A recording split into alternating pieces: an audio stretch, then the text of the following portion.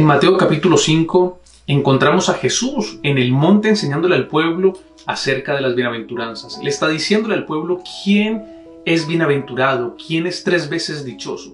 Y en el versículo 3 él empieza diciendo: bienaventurados los pobres en espíritu, porque ellos heredarán el reino de los cielos. Muchas personas han tenido una mala interpretación de este versículo y piensan que es la falta de bienes, la falta de provisión en su hogar, lo que necesitan para poder heredar la vida eterna. Y es un error completamente. Jesús no está hablando de ser pobres económicamente. Lo que le está enseñando ahí, la versión Palabra de Dios para Todos lo deja más claro, es más entendible al lenguaje de nuestra época.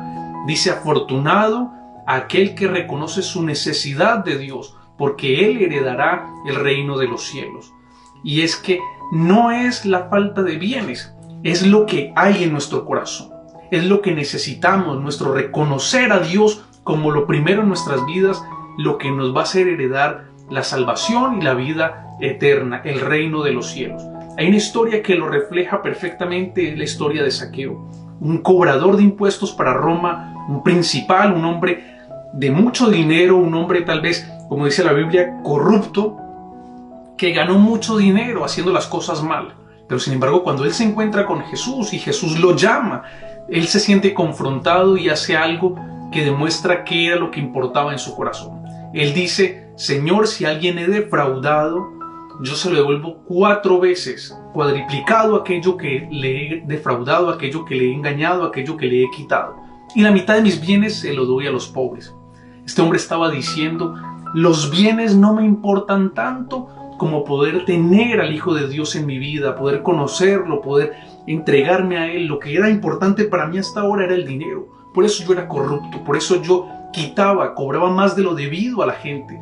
Por eso guardaba tanto dinero y por eso era lo más importante en mi corazón, el dinero. Sin embargo, a partir de ahora, Señor, la mitad de los bienes se la doy a los pobres. Y al que haya yo defraudado se lo devolveré cuadriplicado. Esto explica perfectamente qué era lo que gobernaba su corazón. Hay otra historia que es la del joven rico que se acerca a Jesús y le dice: Señor, ¿qué haré para heredar la vida eterna? Jesús le dice: los mandamientos conoces, guárdalos. Le dice: Señor, desde muy joven los he guardado. Jesús, sabiendo lo que había en su corazón, conociendo lo que había en su vida y qué era lo que dominaba su corazón, lo que atraía su corazón, amándolo, lo miró y le dijo: todos los bienes que tiene, dalo a los pobres. Y ven y sígueme. Dice la Biblia que el joven se marchó muy triste porque tenía muchos bienes. Esta historia refleja perfectamente de lo que estamos hablando.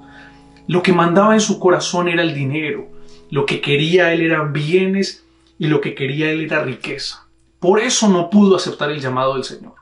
Por eso no pudo, a diferencia de Zaqueo. Zaqueo entregó los bienes enseguida. Zaqueo de una vez se despojó y dijo: para mí lo más importante ahora es el reino de los cielos. Para mí lo más importante ahora son las riquezas en Cristo. Y se despojó del dinero, pero este joven rico no.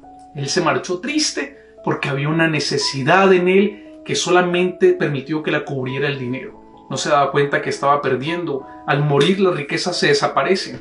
No se puede llevar nada de lo que tenía en este mundo. Sin embargo, Cristo le hizo la invitación de que lo siguiera y él no lo aceptó.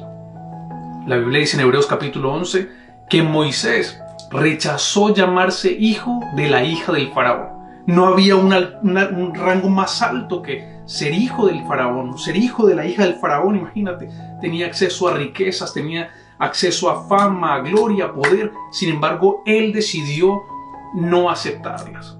Dice que él prefirió irse con el pueblo de Israel, aunque estaba esclavizado. Él prefirió eso antes que disfrutar los deleites que le provenían de parte de Faraón. Abrazando la voluntad de Dios, amando a los hijos de Dios, haciendo y cumpliendo, amando el propósito de Dios en su vida más que otra cosa. Porque él tuvo por mayor corona, por mayor placer, los vituperios de Cristo, el alcanzar la voluntad de Dios antes que otra cosa.